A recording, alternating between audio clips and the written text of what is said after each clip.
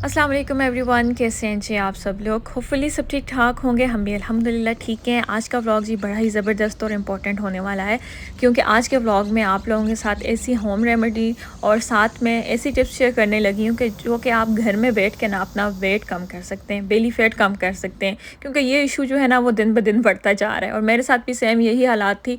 और मैं 2 हफ्ते से जो है ना अपनी रेगुलर डाइट पर और जो मैं जिस सिलसिले से चल रही थी, तो मैंने सोचा क्यों ना आप लोगों के साथ भी शेयर करूँ।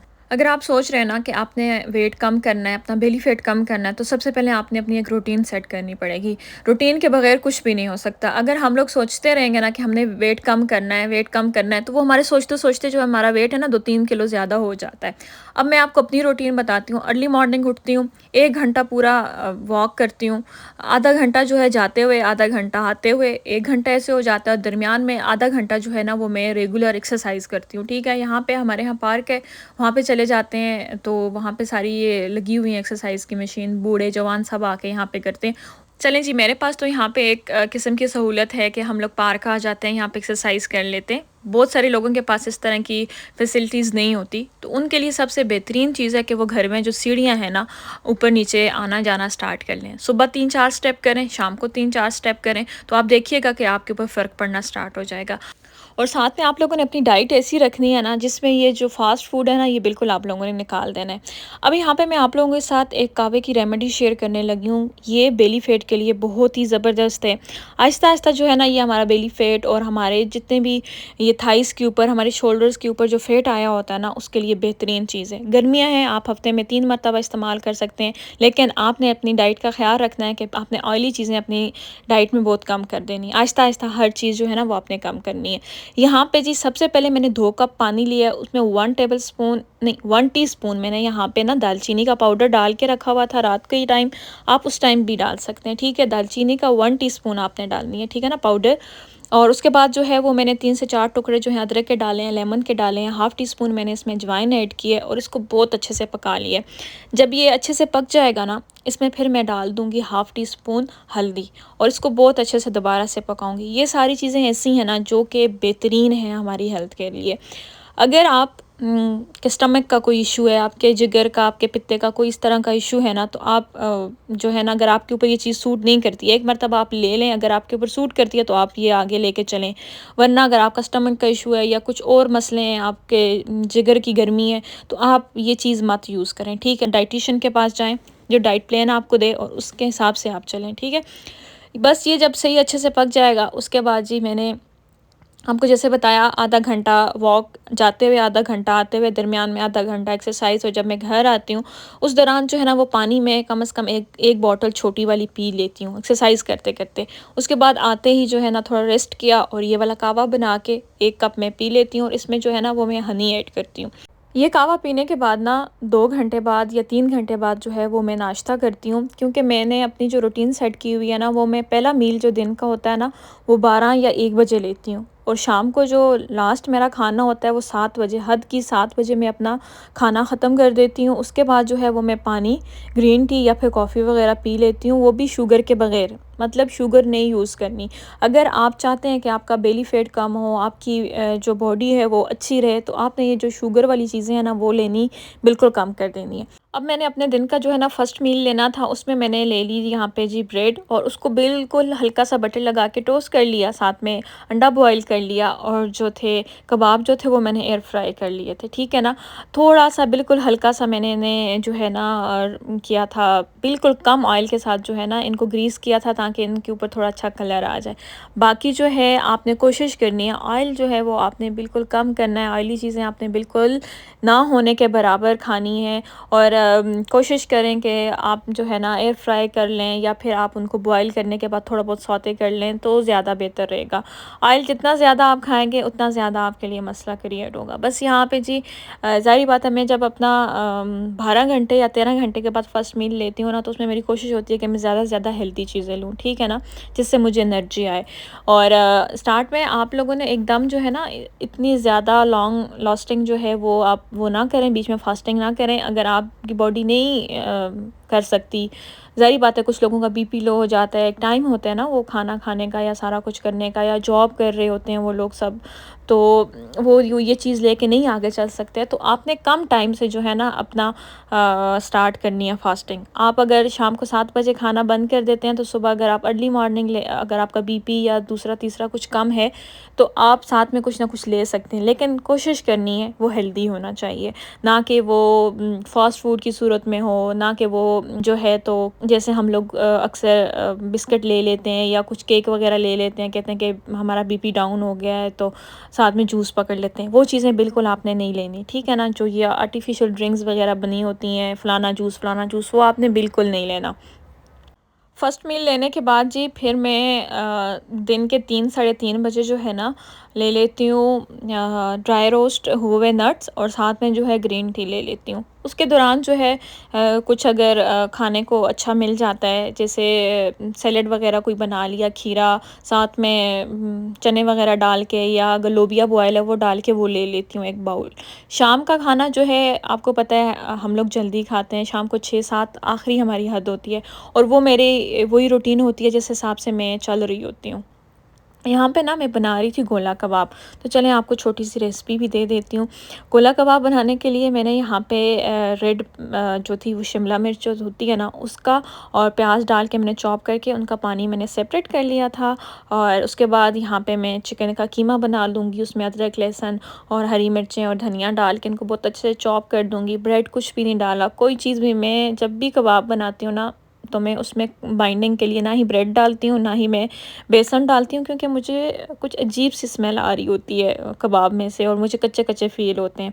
तो मेरी कोशिश होती है कि मैं जब भी कबाब बनाऊँ ना, मिक्स करूँ, और मिक्स करने के बाद कभी भी उसमें ऐसी-वैसी कोई चीज़ ना डालूँ, जैसे ब्रेड है, ब्रेड क्रम्ब्स हैं, या फिर कोई और चीज़ इनकी बाइंडिंग के लिए अंडा वगैरह लोग डालते हैं ना, तो मुझे वो बिल्कुल पसंद नहीं है। और माशाल्लाह अल्हम्दुलिल्लाह इसके बावजूद भी मेरे कबाब बहुत अच्छे और जूसी और सॉफ्ट बनते हैं।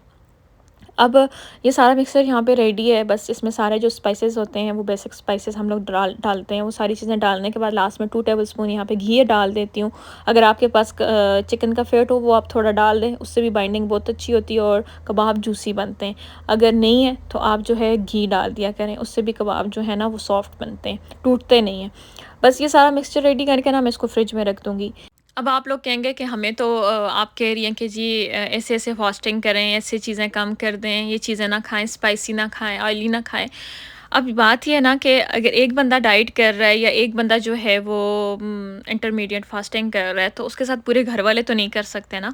हम लोगों ने तो अपनी रूटीन लेके चलनी है और घर वालों को भी साथ लेके चलना है। तो इसलिए आप सब चीज़ें बनाएँ घर में, लेकिन ये है कि आप अपने लिए उनमें से ही जो है ना हर चीज़ को कम मिकदार में कर दें। जैसे ऑयल फ्री कर दें, और साथ में जो है मिर्चें मसाला कम कर दें।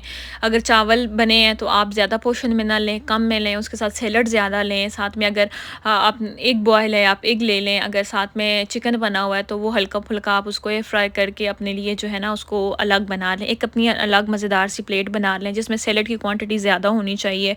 आपको पता है ग्रीन लीव्स और सब्जियां वगैरह भी बहुत ज़्यादा ज़रूरी होती हैं, और मैं अक्सर जो है ना, आपने देखा होगा मेरे जो व्लॉग्स होते हैं उसमें ब्रोकली हो गई और थोड़ी बहुत जो सब्जियां होती हैं घर में होती हैं, मैं उनको जो है ना स्टीम कर लेती हूँ। तो आप भी बिल्कुल ऐसे कर सकते हैं, ठीक है। और वेट जो है ना एकदम से डाउन नहीं होता।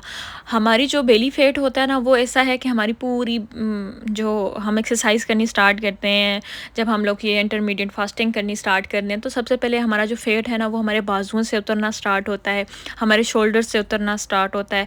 तो बाद में जाके जो है ना आखिरी बारी आती है जब हमारी बॉडी के पास बर्न करने के लिए कोई फैट नहीं होता, तब से हमारी बेली का और थाइस का जो फैट है ना वो रिड्यूस होना स्टार्ट होता है।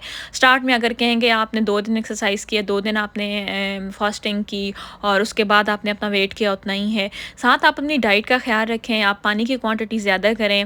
उसमें मैंने जैसे आपको बताया ज़ीरे का पानी आप बना के रख लें, वो नहीं है तो खीरा, लेमन और साथ में जो है पुदीने के पत्ते डाल के एक बॉटल बना के अपने पास रख लें। पूरा दिन आते जाते वो आप पीती रहें, वो भी बहुत ही अच्छा और बहुत ही बेहतरीन होता है, ठीक है। अब वो लेडीज़ जिन्होंने बच्चा डिलीवर किया है, या फिर उनका सी सेक्शन हुआ है, नॉर्मल डिलीवरी हुई है, तो उनका जो है ना बेली फैट और ये थाइज़ और हिप्स जो है ना वो ज़्यादा होते हैं। ये एक नेचुरल होता है, जब हम लोग बेबी डिलीवर कर रहे होते हैं ना, उससे पहले अल्लाह पाक नेचुरली हमारी बॉडी में जो होता है ना एक नेचुरली फैट होता है जो हमारी थाइज़ पर होता है, जो हमें सपोर्ट करता है कि हम लोग जो है ना वो बेबी को डिलीवर करने में हमारी हेल्प करता है, हमारे में एनर्जी होती है।